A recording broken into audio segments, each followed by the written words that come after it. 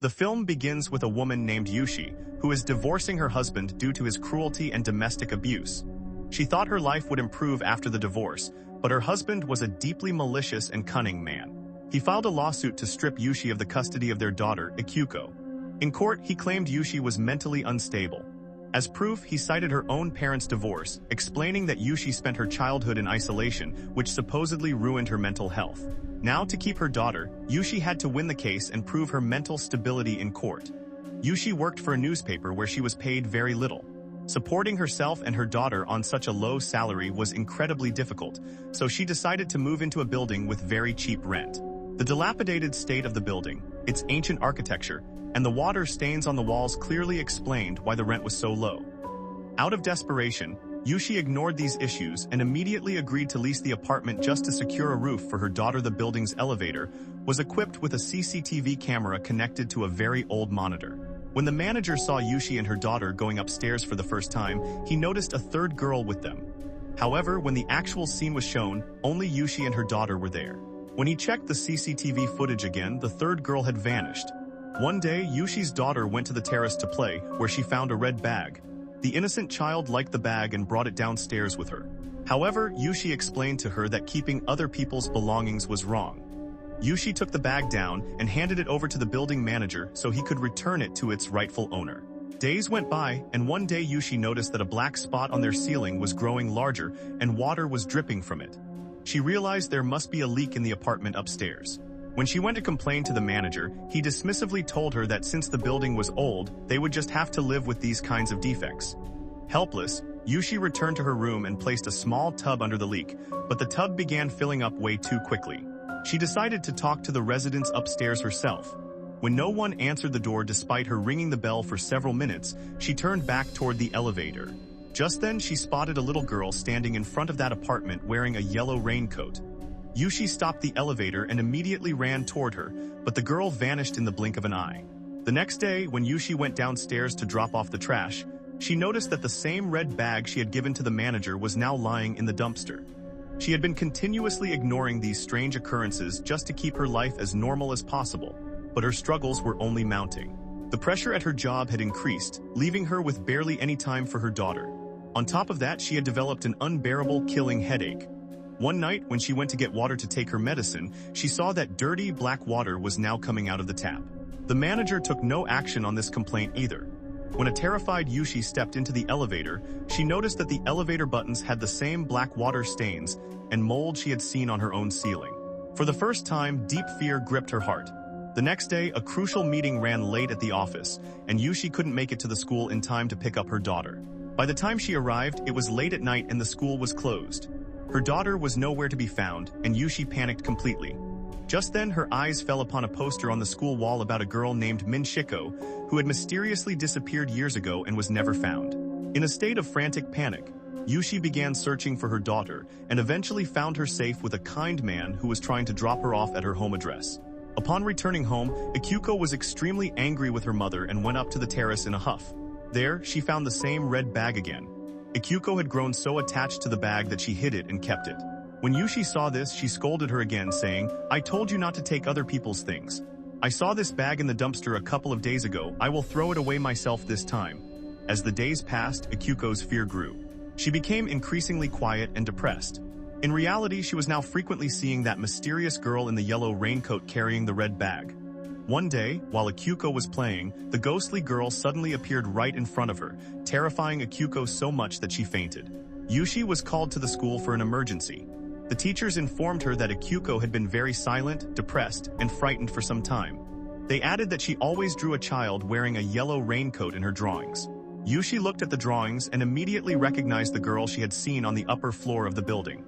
Just then, an old teacher from the school took Yushi aside and revealed a terrifying truth. He explained that the girl Ikuko was sketching had mysteriously disappeared almost a year ago. The last time she was seen, she was wearing a yellow raincoat and carrying a red bag. Hearing this, the ground slipped from under Yushi's feet.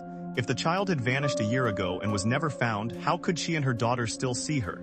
She brought Ikuko home and put her to sleep. But when Yushi woke up later, Ikuko was missing. After checking the entire corridor in a panic, she feared that Ikuko might have followed that girl into the apartment upstairs. Without a second thought, Yushi rushed upstairs. The door to that apartment was unlocked. The inside was completely flooded with water and all the lights were turned on. There she found Akiko lying unconscious. As Yushi picked up her daughter, her eyes caught the photographs hanging on the wall.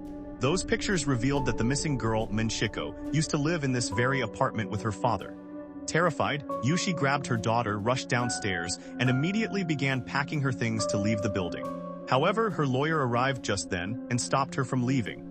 The lawyer explained that frequently changing homes would weaken her custody case and strengthen her husband's accusations of her being mentally unstable.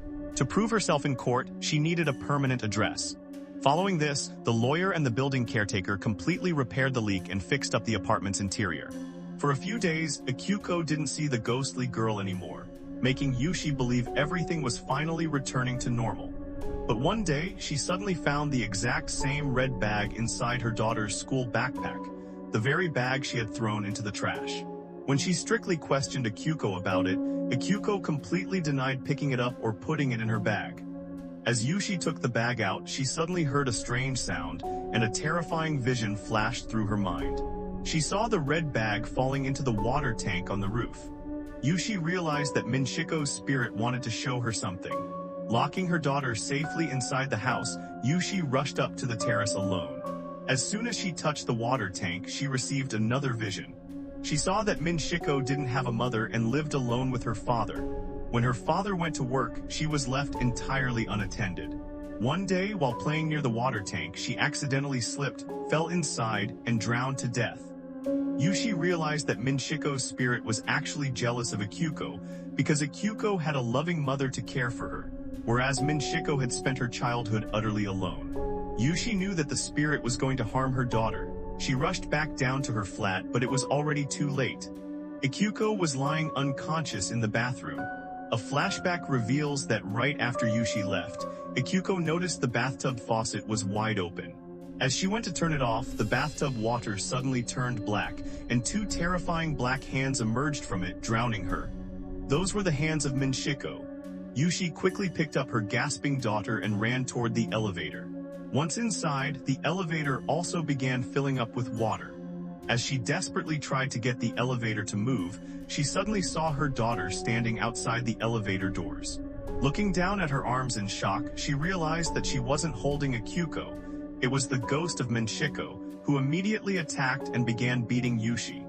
Yushi realized that this spirit would never let them go without taking a life. To keep her daughter alive, Yushi decided to sacrifice herself. She tightly embraced Minchiko and sent the elevator upward toward Minchiko's apartment. Standing below, the real Akiko regained consciousness and ran up the stairs. As the elevator doors opened on the top floor, a violent torrent of water gushed out, but there was no one inside. Minchiko's spirit had taken Yushi away forever. Yushi had sacrificed her own life to save her daughter. The story cuts to many years later. Akiko is now all grown up and living a good life with her father. However, she still deeply misses her mother. Today marked the exact anniversary of the day her mother disappeared. Deeply saddened, Akiko decides to visit the old, now abandoned and ruined building. She first visits their old flat, which is completely falling apart.